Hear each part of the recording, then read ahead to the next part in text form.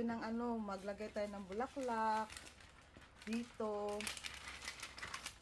Yan, iharang natin to, baka hindi nyo ako makita. Ito na nagawa ko, oy. Ay, ayan, may nagawa na ako. Ayan, nagawa ako, bulaklak. Ay, nako, bulaklak, bulaklak ng pag-ibig. Dalawa na natapos ko. Ngayon, gawa naman ako. First time ko to maganto. Pero okay lang. Ayan. Gagawin ko. Gawa ko bulaklak. Bulaklak. Tapos ipasok ko yun siya dyan. I-ready ko na tong isa. Yes. Ready ko na tong isa.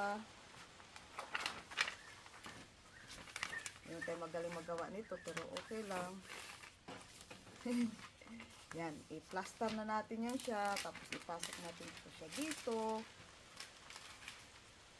para ano kasi yan, plaster natin siya para hindi siya magtulo doon.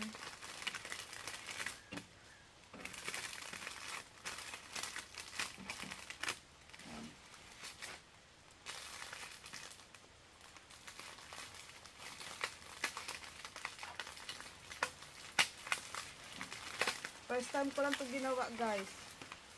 Hindi ako magaling nito, pero i-try ang the best. Wala na masama mag-try ng the best, diba?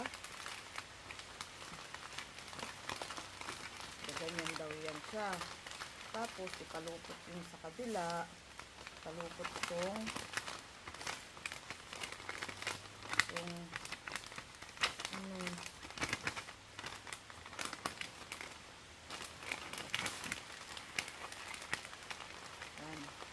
palupot siya, hawakan siya doon, hawakan siya dito.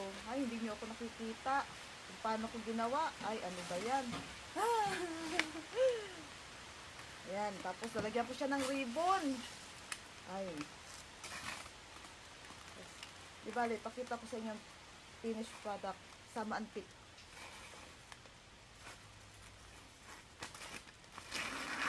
Ayan, isa pang ikot para maganda siya. Lagyan siya ng ribbon. Okay. Ayan na siya. Tapos na. Oh, yan. Ayan tayong ganito. Ganito na siya. Oh. Diba? Okay na. Tatlo na natapos ko. Ay, antik ko. Doon. Oh, malakas yung ulan, guys. Ito na natapos ko. Sandali. Ito na natapos ko. Yan na natapos ko. Ayan. O, tingnan nyo, ha. Yan na natapos ko. Yan. Yan ang natapos ko. Tapos, marami pa. Marami pa siya. O, ayan. Ayan. Marami pa yan siya. Yan mga bulaklak, guys. Bulaklak namin. Ginawa ko yan. Napraktisan ko yan, guys. So, balik tayo dito. Pusin natin yung trabaho kasi baka pagalitan tayo ni tatay. O, tritugo pa. Tritugo pa. I-plaster na natin yan siya dyan. Kasi may lakad pa ako.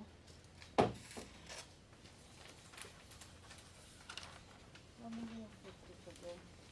Tritugo yan, guys, ha? Tritugo.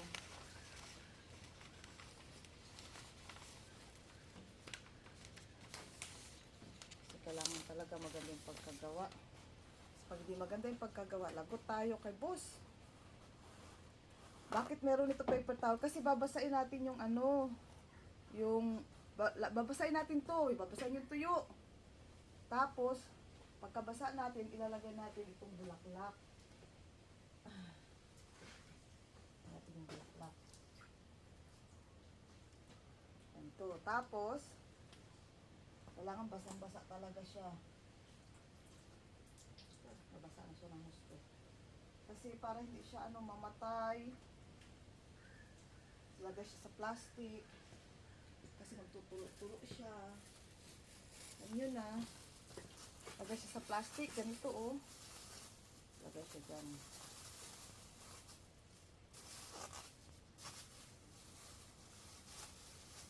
Tapos,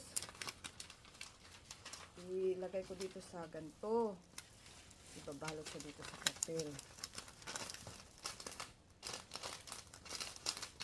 Kasi para hindi siya magbasa sa ilalim.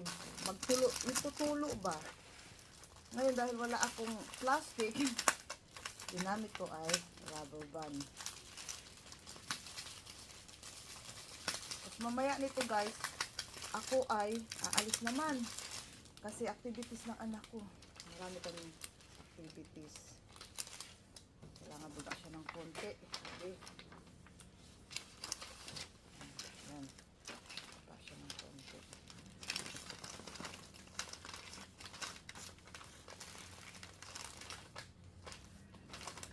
Yan, matatapos na yan. Oh, hindi ko pa pala naayos yung ano ko. Yung aking tawag nga. Hindi ko pa nagawa yung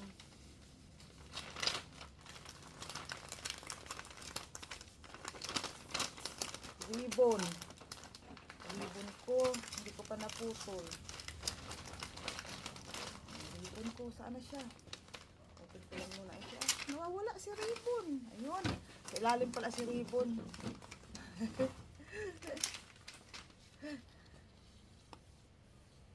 Mahaba.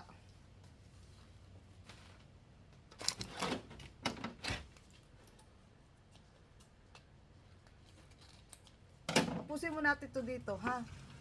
Dali lang ha, sunod naman. Ayan, natapos ko na yung 6 na bouquet. So, ayan siya guys. First time ko itong ginawa ng ganito. Yung mga bulaklak niya, ang pangalan ay Andromeda Pink, Andromeda White, Japonica, Leucodendron, Gum, Grabilia, Venus viburnum. Ayan, tapos na siya. So, ito naman yung likuran. Ayan. Okay ba? O, sige, hanggang sa muli po ha. Isa lang po to sa aking mga bagong gawa. Yan. Yan po aking bagong gawa.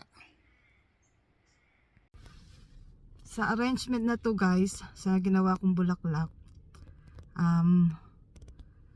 medyo iba ang mga nilagay ko dito. Meron akong Andromeda Pink, White, Venus viburnum, Grabilia. I got some Pink Japonica. Meron din akong Gum. Tsaka 2 types ng Leucodendron. So, sana nagustuhan nyo yung aking paggawa ng bouquet para sa function ng aking anak. So, sa susunod sana maging progress. First time ever gumawa ng maraming bouquet. So, enjoy sa watch ng aking paggawa ng pag-raft ng bouquet. Hindi paggawa ng bouquet, pag-raft ng bouquet. Oh. Hanggang sa muli uli ha. Bye muna, bye.